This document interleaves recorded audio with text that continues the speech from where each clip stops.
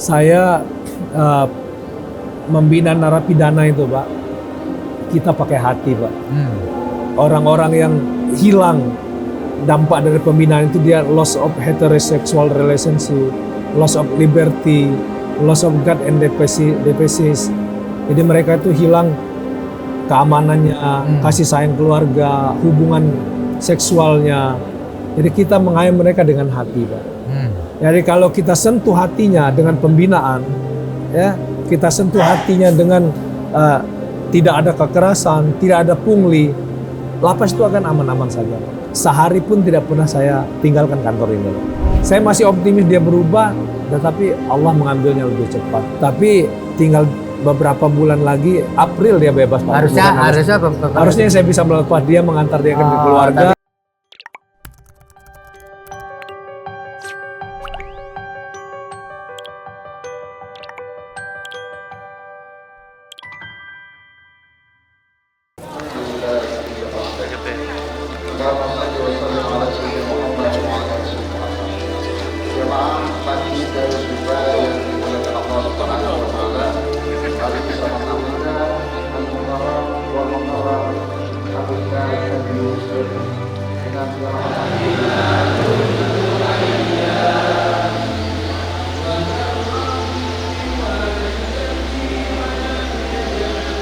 Tribuners, saat ini saya telah bersama dengan Kepala Lembaga Pemasyarakatan Narkotika kelas 2A Jakarta, Bapak Dr. Syarpani AMD IP SHMH. Saya akan sapa narasumber kita. Assalamualaikum, Pak. Waalaikumsalam warahmatullahi wabarakatuh. Pak, saya kepingin Bapak cerita sedikit lah. Sudah berapa lama Pak Syarpani ini bertugas di Lembaga Pemasyarakatan Narkotika kelas 2A Jakarta, Pak? Terima kasih rekan-rekan Tribun. Kami melaksanakan tugas sudah 1 tahun 1 bulan. 1 bulan ya. Pak, bisa diceritakan sebelum Bapak bertugas di Lembaga Pemasyarakatan Narkotika kelas 2 Jakarta ini, Bapak bertugas di mana? Tahun 2005 kami lulus dari Akademi Ilmu Pemasyarakatan. 11 tahun berada di lapas kelas 1 Cipinang sebelah, menjabat 2 kepala seksi. Terus kami pindah 2015 ke Dijenpas jadi Kasubag Humas 2 tahun. Terus kami dipindah ke Lampung, Pak. LP Lampung? Ya, Lampung Tengah itu ke Lapas Gunung Sugih 2 tahun setengah. Terus 2019 kami dipindahkan ke Lapas Waikanan sampai 2024 Agustus. Baru ke di sini? Lampung juga. Terus 3 bulan kami dimutasi ke Kepala LPKA Anak di Maros, Sulawesi Selatan. 3 bulan di Maros, kami dilantik Februari 2024 ke Lapas Narkotika Jakarta sampai hari ini. Sudah 4 kali kepala lapas. Pak Syarpani, boleh cerita dong mengenai lapas ini, Pak? Berapa sih luas areal dari lapas ini dibagi menjadi beberapa blok, lalu kemudian bisa dijelaskan jenis-jenis blok, lalu berapa banyak warga binaan yang ada di lapas ini, Pak? Lapas Narkotika Jakarta ini seluas hampir 3 hektar, Pak, ya. 3 hektar ya? Dibagi menjadi gedung 1, gedung 2, gedung 3 untuk perkantoran dan ruang pembinaan, serta yang lainnya adalah blok hunian, Pak. Ada 4 blok hunian 4 ya? di dalam. Ada namanya blok A. Blok A? Ya, kapasitasnya untuk 7 orang. Ada blok B, kapasitas kamarnya untuk 1 orang. Blok C dan blok D, kapasitas kamarnya untuk 5 orang. Serta ada blok khusus untuk strap cell bagi narapidana yang melanggar ketentuan. Kapasitas kita adalah 1000, Pak, 1080. 1080 ya? Hari ini dihuni 2030. Pernah 2000. Kami awal datang 2.500, Pak. Jadi kapasitas itu 2 kali lipat. Tetapi sudah kami pindahkan yang pidana tinggi, narkoba, bandar narkoba ke Nusa Kambangan. Pak, boleh dijelaskan sedikit apa dampak dari over capacity ini, Pak? Maksudnya idealnya kan 1000-an lebih gitu ya. Lalu sekarang 2000-an lebih, artinya 2 kali lipat. Dampaknya bisa dijelaskan? Tentunya dampaknya adalah kapasitas hunian. Jadi mereka lebih sempit ya untuk menghuni kamarnya. Terus anggarannya tentu menjadi 2 kali lipat. Harusnya biaya makan untuk 1.000, akhirnya menjadi 2 kali lipat. Terus perawatan gedungnya juga, sarana prasarana, kita mengurus warga binaan itu dari tidur sampai tidur kembali. Makannya, minumnya, buang airnya, kotorannya semua kita urus. Itu berdampaknya. Tapi mereka dari jam 7 pagi sampai jam 5 sore itu kan beraktivitas. Jadi sehingga ketika jam tidur saja berada di kamar hunian. Oh, jadi selama jam 7 sampai 5 sore mereka beraktivitas di luar sel ya, Pak ya? Macam-macam aktivitasnya. Pak, kalau boleh dijelaskan. Selama jam 7 sampai jam 5 aktivitasnya apa saja, Pak, yang terjadi di LB Narkotika ini, Pak? Undang-Undang Nomor 22 tahun 2022 tentang pemasyarakatan itu membagi pembinaan narapidana itu menjadi 2. Jadi pembinaan kepribadian dan kemandirian. Kepribadian itu salah satunya adalah pembinaan rohani. Seperti yang kita lihat adalah bagi yang muslim di sini ada masjid. Ada masjid ya. Terus kita barusan renovasi ada gereja. Oh, di sini ada gereja juga. Ada gereja, semua lengkap. Jadi Senin sampai Jumat itu ada pihak luar yang mengajar. Begitu juga masjid, kita kerjasama dengan Majelis Ulama Indonesia, Kementerian Agama, terus lembaga-lembaga swasta, lembaga tahfiz Quran untuk mengajar mereka beraktivitas kegiatan rohani dari jam 8 pagi sampai sore. Di keagamaannya juga kita ada vihara, kerjasama juga barusan kita renovasi. Terus kami baru saja dapat hibah pura untuk yang beragama Hindu, ada 4 orang di sini dari PHDI Parisada Hindu Dharma dari Kabupaten Waikanan. Jadi selama saya menjabat Kalapas, 3 lapas di Lapas Gunung Sugi Lampung, Lapas Waikanan Lampung, dan Lapas Narkotika Jakarta selalu ada hibah mendirikan pura di dalam lapas. Berarti di mana saya menjabat ada kebenekaan itu ada. Semua agama kami lindungi dan beraktivitas beribadah sesuai dengan keyakinannya. Pak, tadi selain ada pembinaan keagamaan ya, lalu apa lagi ya? Kepribadian itu yang lainnya adalah kesadaran berbangsa dan negara, upacara. Terus kita ada pramuka, ada paket ABC sekolah.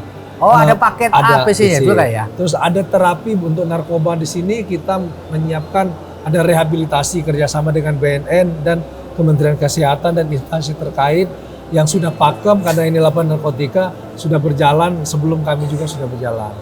Itu kepribadiannya tentang dirinya, kesadaran berbangsa negara.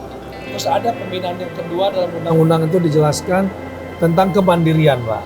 Oh iya, kemandirian ya. Pembinaan kemandirian itu adalah pembinaan tentang menyiapkan warga binaan agar setelah bebas mempunyai keterampilan. Kalau dia sudah bebas kembali ke masyarakat, ada sesuatu yang bisa dia lakukan ya. Nah, di sini kami dalam upaya mendukung ketahanan pangan seperti Astacita dan 15 program aksi akselerasi Menteri Imigrasi dan Pemasyarakatan, kita mendukung ketahanan pangan.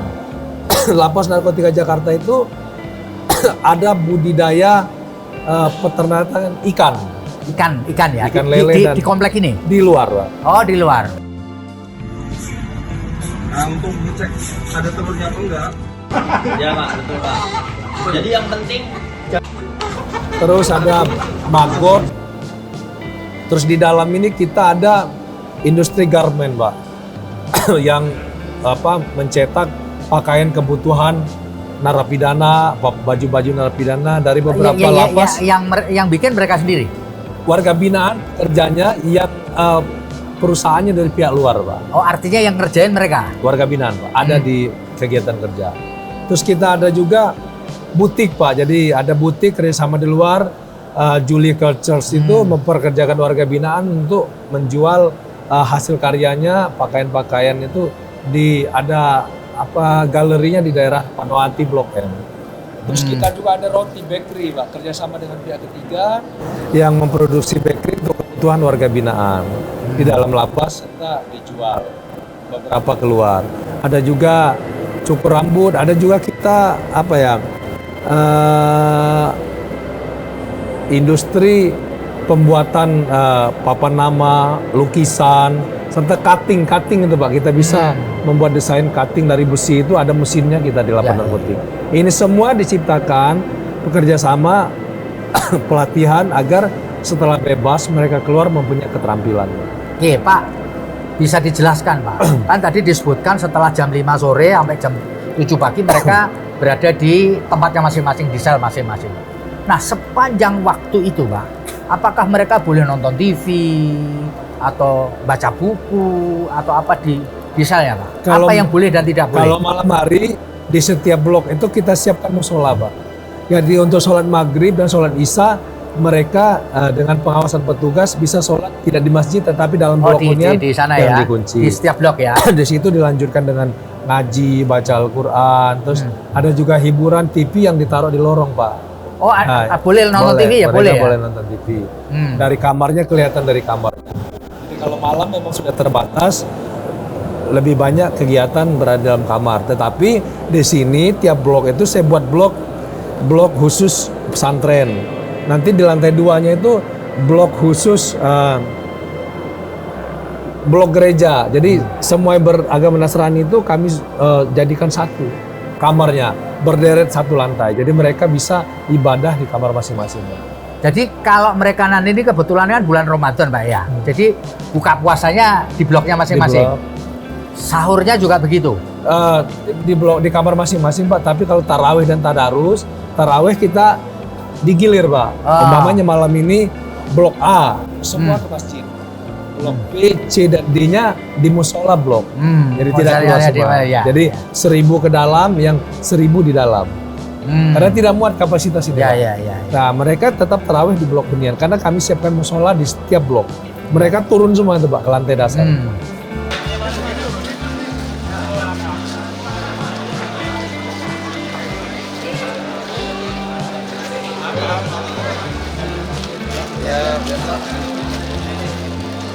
Oke, Pak. Jadi baca buku boleh ya? Boleh, kita ada Bapak- perpustakaannya. Oh, Pak. tapi bukunya yang berada di sini. Dan nggak kita- boleh bawa sendiri. Boleh dipinjam Pak. Ada Ah. peminjaman setiap hari Rabu, Senin Rabu dikembalikan Jumat Pak. Misalkan saya bawa buku dari luar boleh? Boleh Pak. Boleh ya. Pak, apakah warga binaan ini selama berada di kompleks ini boleh bawa handphone nggak Pak? Nggak boleh Pak. Oh, handphone nggak boleh ya? Boleh. Kan kita menyiapkan wartel khusus pemasyarakatan.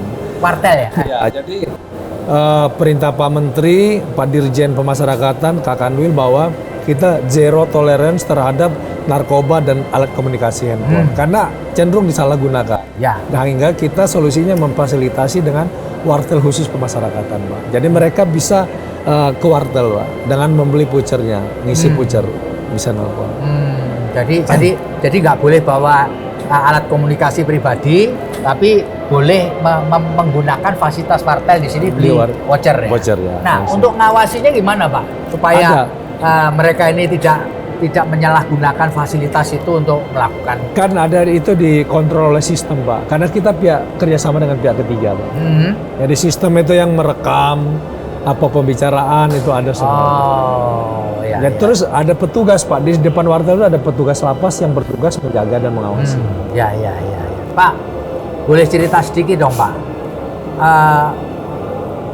Ada anggapan bahwa belum tentu orang-orang warga binaan yang berada menjalani pidana di sini itu sadar gitu ya. Banyak yang masih nakal-nakal juga.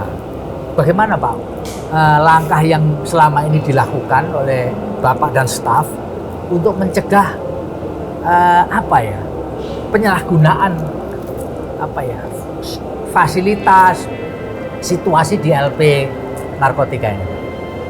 Tugas lapas adalah tempat membina narapidana, dipersiapkan setelah kembali ke masyarakat menjadi manusia yang produktif, aktif dan kembali menjadi warga negara yang baik dan bertanggung jawab menjadi manusia Pancasila. Itu sistem pemasyarakatan. Kegagalan dari sistem setelah bebas, ya kita kalau bebas bersyarat diawasin oleh Balai Pemasyarakatan. Tapi kalau mengukur indeks residivis dan narkotik, kita tidak bisa, Pak, karena lapas narkotik ini adalah limpahan dari lapas lain. Kami tidak menerima tahanan, jadi semua dari lapas lain mengirim ke sini. Mungkin kalau orang itu tertangkap, ya keluar, dia akan ditahan di rutan Salemba dan rutan Cipinang. Dan yang mengetahuinya adalah pihak rutan. Jadi kalau kami tidak mendeteksi. Tapi rata-rata kalau udah pernah di sini, dari rutannya pasti akan dikirim ke Ke tempat lain ya. Pak, untuk mencegah masuknya barang-barang dari luar atau peredaran narkoba di internal lapas ini gimana caranya? Kita yang pertama melakukan pengetatan dalam penggeledahan barang masuk, Pak. Barang masuk dari Barang luar masuk ya? dari luar.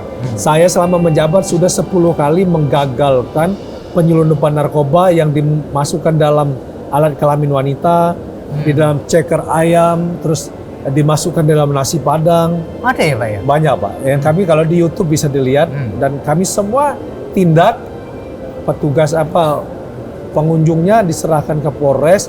Kalau terlibat narapidananya maka diserahkan dengan Polres. Itu dari sisi pengunjung. Dari sisi petugas, Dirjen Pas Kakando sudah melantik, kami sudah melantik namanya Satuan Satopatnal, Satuan pencegahan petugas yang ditunjuk untuk menegakkan tata tertib. Jadi kami handphone di barcode, ya, terus petugas piket menggeledah petugas dan lalu lintas barang orang yang masuk. Jadi petugas dan pengunjung serta barang yang dibawa. Lalu lintas kendaraan. Nah, itu ada petugasnya, Pak. Di dalam kita mengadakan razia, Pak. Secara rutin dan insidental. Nah, ini kita rutin lakukan untuk mencegah narapidana yang tertangkap kedapatan mendapat handphone. Kita di strafsel, Pak. Strafsel dan kita register app, Pak. Kita cabut hak-haknya. Selama kepemimpinan kami hampir 200 lebih narapidana yang ketangkapan handphone dan kami strafsel dan dikirim ke Nusa Kambangan. Loh Pak, kayak begitu-begitu itu memasukkan handphonenya lewat mana itu? Banyak modus, Pak.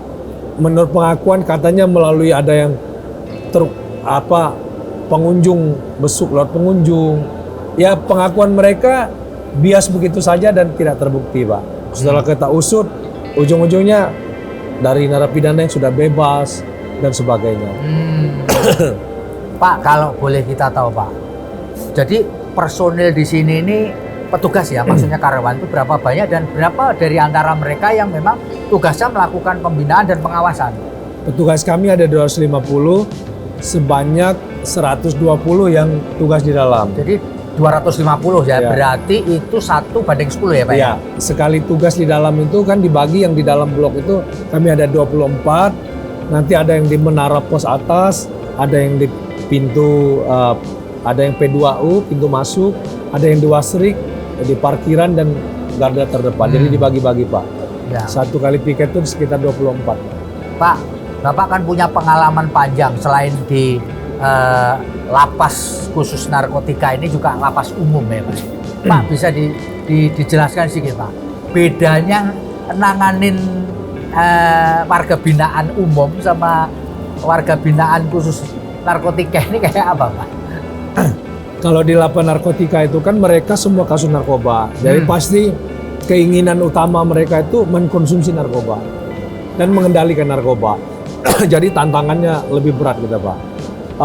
Bagaimana mendeteksi itu, kita pasang juga orang-orang yang lebih banyak di blok-blok hunian petugas dan beberapa warga binaan juga kita fungsikan, bantukan untuk mengawasi.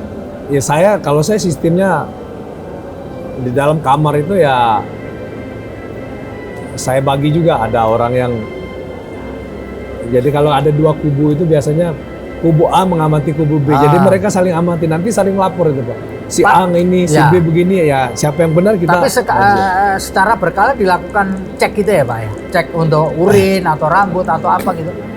Baru Januari kemarin ya Pak. Januari. 2.300 kita tes urin semua. Ada beberapa yang positif dan kita cek memang di narkoba ini ada orang yang sakit TBC-nya hampir ratusan orang, ada minum obat juga positif soalnya. Jadi kita adakan cek berkala dan alat tes urinnya disiapkan oleh Direktur Jenderal Pemasyarakatan. Secara berkala itu Pak. Jadi yang baru dikirim, baru dipindah. Kalau mereka ini yang kemudian dari hasil checking itu positif narkoba diapain? Kalau yang positif narkoba ya kita telusuri kenapa, riwayatnya apa. Rata-rata minum obat, kalau memang ada indikasi narkoba dapatnya dari mana itu pasti telusuri, kalau ada indikasi kita periksa, strap sel, kalau ada melibatkan petugas kita serahkan ke Polres.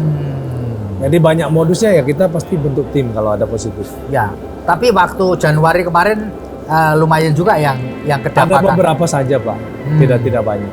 Ya, ya. Tapi setelah diusut banyak yang mengkonsumsi dari obat-obat sakit Pak, karena narkoba ini 200-300 mereka sakit. Jadi biasa ketergantungan itu kan kalau tidak akhirnya membuat badannya jadi sakit. Ya, ya, ya, ya. Demam, dan sebagainya. Jadi kalau soal itu kebetulan lapas ini dekat rumah sakit ya Pak? Iya, Dan itu kita rujuk. kalau memang dia sakit lumayan serius, kita rujuk. Kita sendiri juga ada klinik Pak. Penanganan pertamanya di klinik, terus selebihnya kita rujuk ke rumah sakit pemasyarakatan yang berada di sini. Nah, iya, iya. Pak, kalau boleh cerita sedikit Pak, di antara ketika 1 tahun Bapak bertugas di sini, yang paling Bapak nggak bisa lupain apa?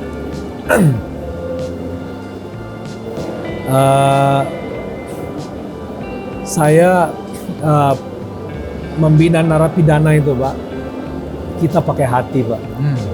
Orang-orang yang hilang dampak dari pembinaan itu dia loss of heterosexual relationship, loss of liberty, loss of God and deficits. Jadi mereka itu hilang keamanannya, kasih sayang keluarga, hubungan seksualnya. Jadi kita mengayomi mereka dengan hati Pak. Jadi kalau kita sentuh hatinya dengan pembinaan, ya kita sentuh hatinya dengan tidak ada kekerasan, tidak ada pungli, lapas itu akan aman-aman saja. Gitu ya? Saya alhamdulillah 4 kali menjabat Kalapas, hampir 10 tahun, tidak pernah ada gangguan kamtip, pelarian, ataupun pemberontakan. Ya, ya. Karena saya setiap hari, saya setahun di sini, 13 bulan, sehari pun tidak pernah saya tinggalkan kantor ini. Saya selalu datang Sabtu, Minggu, apalagi hari kerja. Saya sentuh langsung apa masalah, kalau ribut berkonflik diselesaikan, pakai cara kekeluargaan, nah, akhirnya bisa menyentuh. Ada satu ketika, ada narapidana kemarin yang sangat menyentuh hati saya, namanya Sopian, orang Palembang. Dia melawan petugas, Pak. Gitu ya? Namanya orang sana itu, dia sakit, tetapi ketika tidak sembuh, dia marah Pak. Kok saya nggak sembuh, ngamuk sama petugas medis. Akhirnya petugas, udah Pak kita pindahkan saja ini buat rusuh. Saya ambil kesimpulan, saya bilang, ini jangan kita pindahkan. Kalau setiap masalah, kita pindahkan ke lapas lain, kita lapor pimpinan, terus tugas kita apa? Akhirnya saya sentuh deh Pak. Saya tempatkan dia ke Blok B. Saya bilang, kamu nggak saya pindah Sofian. Tapi saya minta kamu setiap sholat fardu, zuhur dan asar, kamu sholat. Kamu lapor ke saya. Jadi sholat itu saya bilang harus dipaksa, ibadah harus dipaksa. Saya bina orang ini, dia akan bebas di Juli nanti Pak. Juli ya? Juli, saya sentuh hatinya, akhirnya sholat terus Pak. Dia makin sadar, bahkan dia sering memberi informasi ke saya, siapa narapidana yang suka melanggar. Ini ancaman saya jadikan peluang Pak. Tetapi orang sana itu memang dia kalau berobat itu malu Pak. Dia lebih senang gagah kalau dibilang sehat. Dia sudah berubah, sudah sholat, ngaji, Sopian ini. Di pertengahan Februari Pak, dia jatuh di kamar mandi. Meninggal? Di situ saya meneteskan air mata Pak. Oh ya. Karena di situ saya paling terkena, ini orang bisa berubah. Dia dari tahun 2004 sudah ketemu saya Pak di lapas, 2005 di lapas kelas 1 Cipinang. Ketemu saya di sini, saya jadi Kalapas. 22 tahun kemudian dia masih masuk lapas. Saya masih optimis dia berubah, tetapi Allah mengambilnya lebih cepat. Tapi memang dia narapidana narkoba ya Pak? Iya. Enggak, dulu ini Pak. Oh, dulu dia perkara umum? Perkara umum, pencurian. Ketemu saya di sini narkoba, tapi tinggal beberapa bulan lagi, April dia bebas Pak. Harusnya saya bisa melepas dia, mengantar dia ke keluarga, dia berubah, tetapi meninggal Pak. Saya paling berkesan selama di sini. Kalau saya ke kamarnya, saya terharu, ingat Karena kita sudah memutuskan karena melawan petugas untuk dipindahkan saya tahan, tapi dia bisa buktikan dia bisa ibadah, sholat 5 waktu, tapi nggak sampai usai. Ya. Itu Pak, saya paling berkesan itu membina orang. Pak, sepanjang 1 tahun Pak Syarpani tugas di lapas ini, apakah ada public figure yang sempat menjadi warga binaan di sini? Apakah Faris RM juga pernah menghuni sini? Saya tidak ketemu, tetapi yang sekarang ada di sini itu ada Rio Redwan sama Amar Zoni Pak, sama saya. Amar Zoni ya. Amar Zoni lagi saya tempatkan di kamar khusus untuk adakan yang tidak bercampur dengan yang lain. Masih di sini Pak. Masih sini. Masih sidang di pengadilan negeri dengan kasus yang di Rutan Salemba. Ya. Pak, ini satu lagi pertanyaan terakhir dari saya Pak. Bapak selama 1 tahun ini bergaul dengan orang-orang yang terlibat di dalam narkoba. Buat mereka-mereka yang masih ada di luar, yang masih belum, apa pesan Bapak supaya kita tuh menghindari, jangan sampai lah keluarga kita, anak kita, ya kan, suami kita, istri kita itu terjerat dalam ini.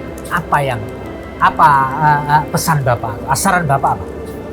Kepada masyarakat, ya, narkoba ini adalah musuh bersama kita, musuh negara. Kepala BNN, ya, Kapolri, semua instansi pemerintah, Menteri Imigrasi dan Pemasyarakatan, Dirjen Pemasyarakatan, Kepala Lapas dan Rutan menyatakan ini musuh kita bersama. Kita harus basmi bersama. Bagi masyarakat di luar, kami harapkan kalau berkunjung jangan pernah terpancing untuk dititipkan siapapun, membawa barang apapun ke lapas. Pasti ketahuan ya? Pasti ketahuan. Kami sudah 10 kali menggagalkan penyelundupan narkoba di lapas narkotika Jakarta. Jadi kepada masyarakat, kita semua hati-hati dengan narkoba, jangan sampai ya kita terindikasi menggunakan. Karena menggunakan narkoba ini tidak ada yang namanya sembuh. Gitu ya Pak ya? Karena dia seperti ada sugesti Pak ya. Kalau barang itu dekat, pasti akan terinspirasi untuk mengkonsumsinya. Jadi salah satu, jangan sampai berada di lingkungan dan terlibat dengan petugas. Hati-hati, Anda besuk di lapas narkotika Jakarta, Anda akan tertangkap dan Anda akan menjadi narapidana. Itu jangan sampai. Hati-hati, tidak boleh Anda dititipkan barang apapun kecuali Anda membeli sendiri dan membawa sendiri untuk keluarga Anda. Itu saja. Ya, baik Tribuners, ini ngobrol kita dengan Pak Syarpani, Kepala Lembaga Pemasyarakatan Narkotika Kelas 2 Jakarta. Banyak pengalaman, banyak hikmah yang bisa kita ambil dari apa-apa yang sudah kita obrolkan. Sekali lagi Pak, terima kasih banyak. Tribuners, selain dengan Pak Syarpani, saya nanti juga akan ngobrol dengan warga binaan. Apa yang mereka lakukan hari-hari berada di lembaga pemasyarakatan ini. Oke, terima kasih Pak.